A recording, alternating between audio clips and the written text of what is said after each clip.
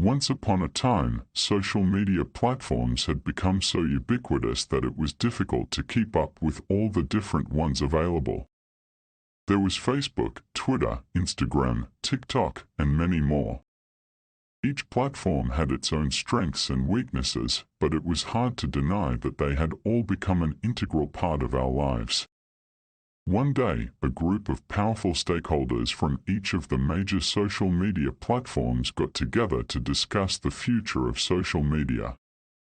They realized that it would be more efficient if they merged all their platforms together into one cohesive entity. They knew that it would be a massive undertaking, but they were determined to make it happen. After months of negotiations and planning, the merger was finally complete. The new platform was called SocialSphere, and it brought together all the best features of the previous platforms. It was an instant hit, and people flocked to it in droves. But the board of stakeholders didn't stop there. They realized that the real power of SocialSphere wasn't just in the platform itself, but in the vast network of users that it had acquired. They decided to merge all the users from each of the previous platforms together into one unified community. At first, there was some resistance. People were used to their own separate communities and didn't want to be forced to interact with people from other platforms. But as time went on, they began to realize the benefits of the new arrangement. People who had never interacted before suddenly found themselves making new friends and connections.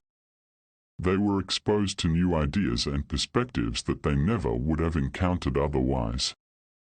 SocialSphere became a new life force, an all-encompassing network that spanned the globe. As the years went by, the boundaries between online and offline life began to blur. People no longer saw themselves as separate individuals, but as part of a larger, interconnected whole. SocialSphere had become the ultimate expression of human connection and creativity. As the popularity of SocialSphere grew, strange things began to happen. Users reported experiencing strange glitches in the platform, such as messages disappearing, accounts being hacked, and personal information being leaked. But worst of all, people reported receiving messages from accounts that had been inactive for years, or even from accounts of people who had passed away. At first, it was dismissed as just a glitch in the system, but as the reports continued, it became clear that something much more sinister was going on. People began to speculate that the merger of all the social media platforms had somehow created a portal to the other side, and that the dead were now using the platform to communicate with the living. As the weeks went on, more and more people reported receiving messages from the dead, and the content of the messages became increasingly disturbing. Some users reported that they were being contacted by loved ones who had died in tragic circumstances, while others claimed to have received messages from long-dead historical figures.